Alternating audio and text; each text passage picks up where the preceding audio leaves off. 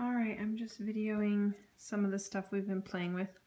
I actually had a guy with a chainsaw cut some huge pieces off a stump when we were trying to make a fairy house, and I thought, hey, I can do that with a small saw. So I used our small saw from the garage to cut a bunch of these thin slices, and then I drilled just a little hole in them, and I'm gonna maybe chalkboard paint them and make a banner of wood slices that I can rewrite on, like give thanks or Merry Christmas or something. We also have a bunch of these thin ones. I just took a branch and went zin, zin, zin, tons of small pieces. They're about this thin. Some I drilled 2 holes in so we can make them like buttons. Some I drilled 1 hole in the middle that they can just thread. And then I just this morning was doing some of these with holes at the top.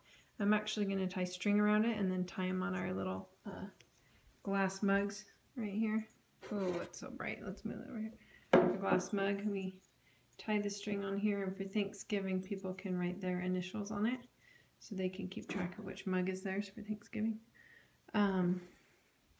Anyway, so we have those and these. Got tons of these.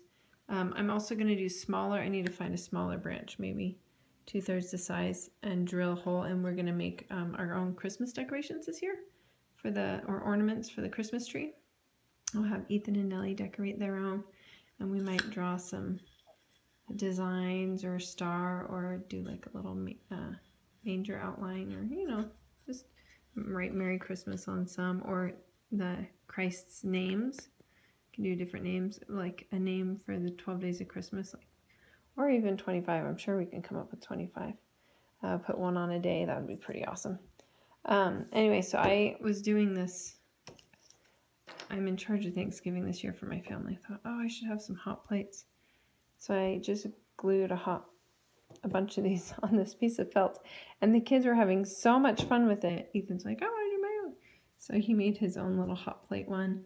And then Nellie was just drawing pictures. Ethan had a cute little person that he made with the head and circle arms and little tiny circle fingers.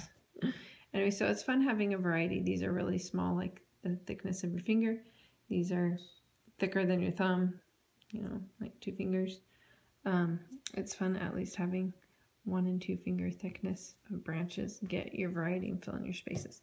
So I also keep just a bunch of plain ones for fun.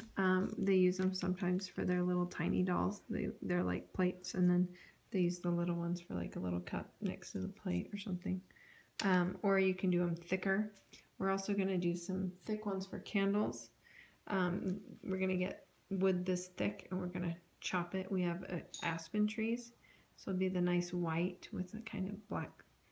And then we're going to just drill out a big tea light hole in the top and put those little battery-powered tea lights on top for our centerpieces. Anyway, there's lots of fun things you can do. These are for circles, but it's cool. You can just collect little branches, even if you don't have a saw, and put branches together for stuff. You could use this for checkers. You can paint like a red and a blue set or something and do a checkerboard out on the sidewalk, or on a big tree stump. You can paint it. So, but just having these around, the kids have thought of lots of fun uses, and it doesn't make it such a big project because we've already gotten the small and the big ones just laying around.